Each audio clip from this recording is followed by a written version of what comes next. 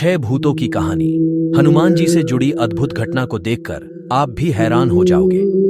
एक बार की बात। एक बार एक व्यक्ति देर रात को अपने रिश्तेदार की शादी से लौट रहा था। लौटने के दौरान वे व्यक्ति और उसका एक दोस्त भी था जो कि मोटरसाइकिल से घर वापस आ रहे थे। परंतु उनके साथ रास्ते में कुछ ऐसा हुआ जो दिल दहला देता है। यह कहानी बिल्कुल ही सत्य है। यह कहानी एक युवक की है। जब वे शादी से लौट थे तो रात का समय हो गया था और अंधेरा भी बहुत हो गया था। ऊपर से गांव का इलाका था, कोई दूर दूर तक आसपास भी नहीं था। रास्ते में एक सुनसान सड़क ढक आई। जब वे दोनों उस सड़क ढक से चलने लगे तो कुछ ही देर बाद उन्होंने कुछ ऐसा देखा जिससे उनके होश उड़िड़ गए। सुनसान सड़क चक पर 6 लड़कियां पूरे सड़क पर सफेद लिबास में बैठी थीं। पहले तो दोनों व्यक्ति असमंजस में पड़ी डीडीएच गए। कहीं ये लड़कियां नहीं, इन्हें किसी चीज की जरूरत तो नहीं जो ये बैठी। परंतु थोड़ा समीप जाने पे दोनों ने देखा ये बिल्कुल सफेद लिफाज में पूरे डीडीएचक को बैठे हुई है, पूरा मुंह ढका हुआ है। ऊपर से बाइक की आवाज सुनकर भी कोई नहीं उठ रहा। तो इस पर दोनों को यकीन हो गया कि ये भूत है। इतने में दोनों व्यक्ति डर गए। जो आगे बैठे हुए थे उसके तो हाथ पैर कांपने लगे। दोनों ने हनुमान चालीसा का पाठ शुरू कर दिया। फिर दोनों ने सोचा अगर पीछे मुड़े तो ये उन्हें नहीं छोड़ देंगी, इन्हें पकड़ दैया छी लेंगी। और इन्होंने बाइक पे रहने में ही भलाई समझी और बाइक से नहीं उतरे। फिर दोनों व्यक्ति ने योजना बनाई कि बाइक की स्पीड बढ़ाकर ले चलते हैं। दोनों व्यक्तियों ने बाइक पर हनुमान चालीसा का पाठ शुरू कर दिया, जिससे उनकी थोड़ी हिम्मत बंधी। उन्होंने बाइक की रफ्तार तेज की और उन 6 भूतों की ओर बढ़ने लगे और दोनों को पता नहीं था आगे क्या होगा। जहां भूतों का वास होता है वहां भगवान का भी अस्तित्व होता है। उन्हीं में से एक है शमशान, एक ऐसा स्थान जहां इंसान मरने के बाद पहुंचता है और कुछ इस दुनिया में आत्माएं बनकर भटकती हैं तो कुछ परमात्माओं में विलीन हो जाती हैं। आज जो हम आपको कहानी सुनाने वाले हैं उसको सुनकर आप जरूर डर जाएंगे और आपके रोंगटे भी जरूर खड़े हो जाएंगे।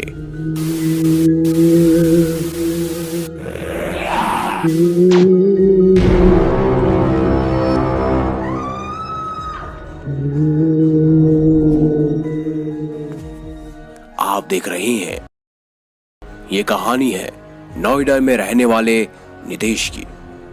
2 साल पहले नोएडा में स्थित एक शमशान घाट में वो काम किया करते थे। उनका काम था रात के समय शमशान घाट में मौजूद लकड़ियों की हिफाजत करना। बात है साल 2019 की। नितेश शमशान घाट पर नौकरी इच्छापूर्वक नहीं कर रहे थे। उनके पास पैसों की कमी थी, इसीलिए उनको ये नौकरी मजबूरन लेनी पड़ी। हालांकि उनके परिवार में पहले कभी किसी ने ये काम नहीं किया था। उनका परिवार यूपी में स्थित मीरापुर में रहता था, जहां उनकी पत्नी उनके 2 बच्चों को संभाल रही थी और उनकी माता भी उनके साथ रहती थी। नितेश हर महीने मिलने वाले पैसे घर भेज दिया करते थे। नितेश शमशान घाट में आए सभी लाशों का क्रियाकर्म करते थे और वहां मौजूद पंडित जी की मदद किया करते थे। रात होते ही नितेश को शमशान घाट में ही सोना पड़ता था, क्योंकि उनके पास इतने पैसे नहीं थे कि वो कोई सोने की जगह ढूंढ सके। एक रात सोते समय नितेश को अपनी छाती पर दबाव महसूस होने लगा। उन्होंने उठना चाहा, पर उनके हाथ पैर उनका साथ नहीं दे रहे थे, मानो जैसे उनके हाथ पैर किसी और के वश में है। नितेश की तबीयत बिगड़ने लगी। उनको सांस लेने में दिक्कत आ रही थी। वो बेचैन हो रहे थे। थोड़ी देर बाद मानो वो दबाव उनके ऊपर से चला गया। नितेश को राहत मिली। वो शमशान घाट की आम बात समझकर वापस सो गए। आने वाले कुछ दिनों में नितेश जी के साथ ये घटना बार बार कई बार हुई। उनके शरीर के ऊपर दबाव पड़ता और वो हिल नहीं पाते। उन्होंने ये बात वहां मौजूद पंडित जी को बताई। पंडित जी ने नितेश जी को जो बात बताई उसको सुनकर नितेश की रूह कांप गई। पंडित जी ने उनको बताया कि कोई शैतानी आत्मा तुम्हारे शरीर को अपना बनाना चाहती है और तुम जहां भी जाओगे ये तुम्हारा पीछा नहीं छोड़ेगी। नितेश परेशान हो गए।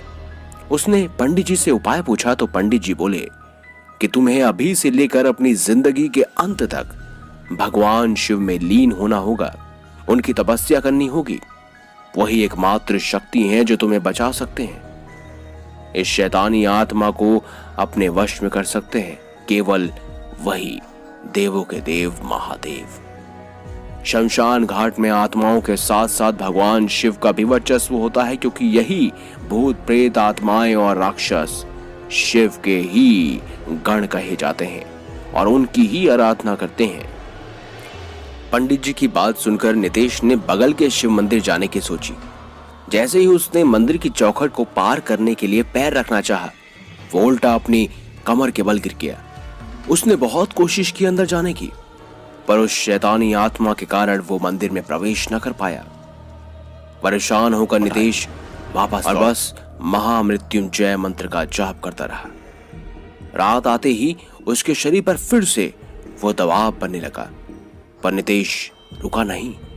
वो मंत्र बोलता ही गया। ओम त्र्यंबकम यजामहे सुगंधिम पुष्टिवर्धनम उर्वारुकमिव वंदनान मृत्युर्मोक्षयमामृतात्। उसके मंत्र बोलने से वो आत्मा परेशान हो रही थी। उसने गुस्से में नितेश का अंगूठा ही मोड़ दिया और वो अंगूठा टूट गया। नितेश खूब जोर से चीख रहा था, दर्द में था, मगर उसके बावजूद वह मंत्र बोलता रहा। एकदम से उस शमशान घाट पर एक बिजली गिरी।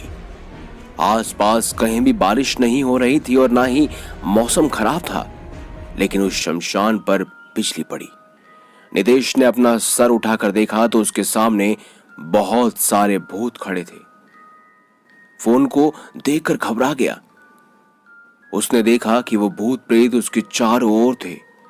नितेश को ऐसा लगा कि एक भूत क्या कम था मेरी जिंदगी में, जो अब इतने सारे आ गए और अब तो आज मेरा अंत नजदीक है। उसने आंखें बंद कर ली और मंत्र बोलता ही गया। कुछ देर बाद उसका दर्द गायब हो गया। उसके शरीर के ऊपर से वह दबाव चला गया। वो अपने आप को हल्का महसूस कर रहा था। नितेश ने डरते डरते अपनी आंखें खोली तो दूसरे भूत प्रेत वहां अभी भी मौजूद थे, पर उनके बीच खड़े थे देवों के देव महादेव, जिन्होंने अपने हाथ में एक आत्मा को पकड़ रखा था। नितेश ने अपनी आंख बार बार झपकाई, 100 बार झपकाई, पर महादेव उसके सामने अभी भी खड़े थे। नितेश उनके पैरों पर पड़ गया, बोला, हे देवों के देव, धन्यवाद, आज आपने मेरा जीवन बचाकर मुझे जीवन दान दिया है। अब तो मुझे मोक्ष ही मिलेगा। शिवजी मुस्कुराकर बोले, यह आत्मा अपने मोह के कारण पृथ्वीलोक पर भटक रही थी, इसीलिए इसने तुम्हें परेशान किया। अब कोई चिंता की बात नहीं है, इस आत्मा का भी समय हो चुका है। अब ये हमारे गण में से एक है और हम में ही विलीन होगी।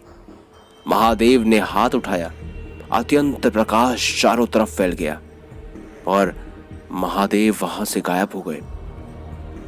उसके बाद तो नितेश ने ना चाहते हुए भी पूरा जीवन उस शमशान घाट पर ही बिताया, क्योंकि वहीं पर उसे स्वयं देवों के देव महादेव के दर्शन हुए थे। इसीलिए कहते हैं दोस्तों, भूत प्रेत से हम डरते नहीं, क्योंकि हम महादेव का जाप करते हैं। इसीलिए तो लोग हमें महादेव का भक्त कहते हैं। दोस्तों, कमेंट बॉक्स में जरूर बताएं कि आपके क्या विचार हैं और क्या कभी आपके साथ भी ऐसी कोई घटना हुई है, तो भी हमें कमेंट बॉक्स में बताएं। और साथ ही कमेंट बॉक्स में हर हर महादेव भी अवश्य लिखिएगा। मिलेंगे अगली बार एक नई दिलचस्प और सच्ची घटना के साथ। तब तक के लिए बहुत बहुत धन्यवाद।